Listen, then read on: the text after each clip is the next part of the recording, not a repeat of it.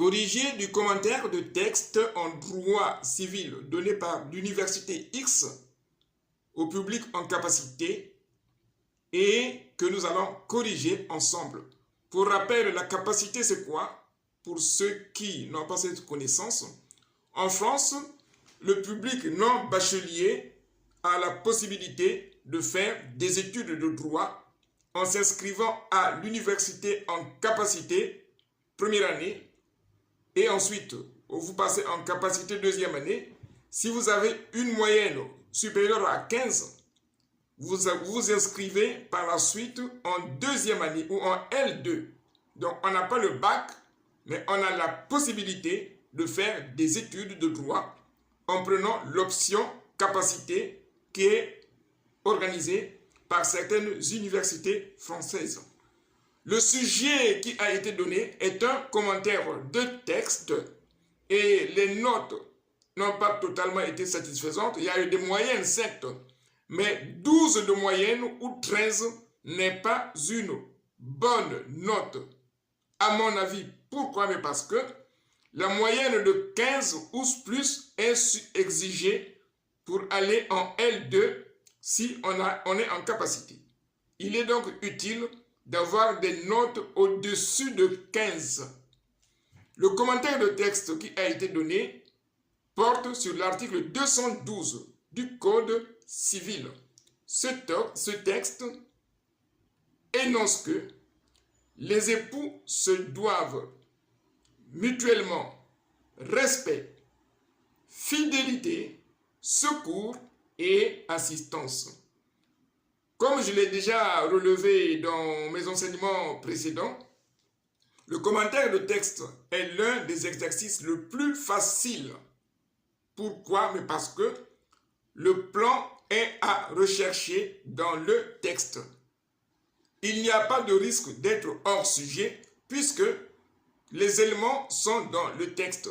Ici, l'article 212 du Code civil pose les obligations des époux. Nous avons l'obligation de fidélité, l'obligation de respect mutuel, l'obligation de secours et celle d'assistance. Nous sommes dans le texte. Donc, il n'y a pas de risque de se retrouver avec 3 sur 20 pour motif hors sujet. Il n'y a pas de hors sujet en commentaire de texte. Ça, c'est déjà acquis. Alors, problématique.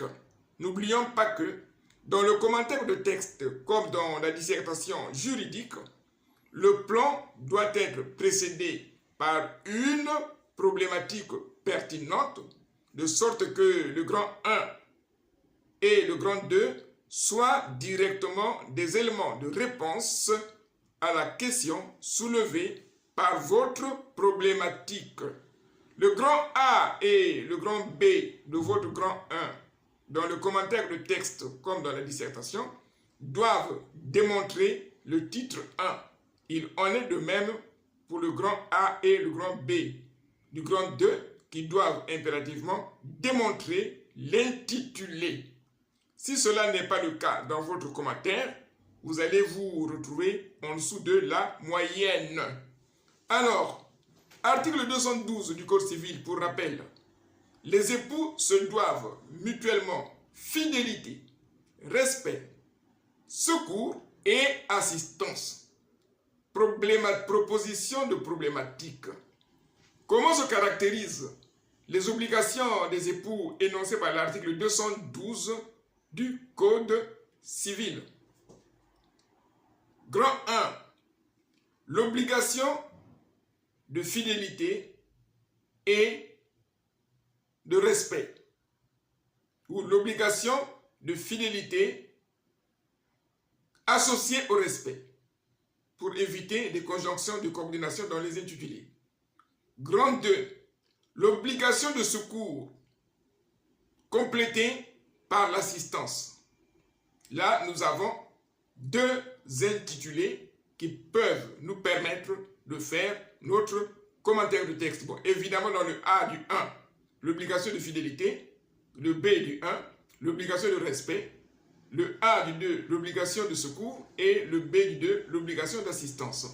Mais la particularité de ce commentaire de texte par rapport à la récente loi qui a été votée et qui a aboli l'obligation du devoir matrimonial. Autrement dit, la liaison charnelle n'est plus un devoir. Le devoir conjugal n'est plus une obligation aux époux. Or, la jurisprudence, dans plusieurs décisions, a déclaré que l'infidélité n'est pas une cause de nature à justifier le prononcé du divorce pour faute. De ce fait, le commentaire de ce texte peut se terminer par une question, celle de s'interroger sur la portée des obligations énoncées par l'article 212 du Code civil, dans la mesure où le devoir d'infidélité est actuellement de portée vide. Pourquoi de portée vide? Puisque la fin du mariage, c'est le divorce. Et que les conditions d'exécution du mariage en tant que contrat, lorsque ces conditions ne sont pas remplies, en principe, quand on est en droit des contrats, la conséquence est soit l'exécution forcée ou à défaut, la résolution du contrat. En ce qui concerne le mariage, c'est le divorce.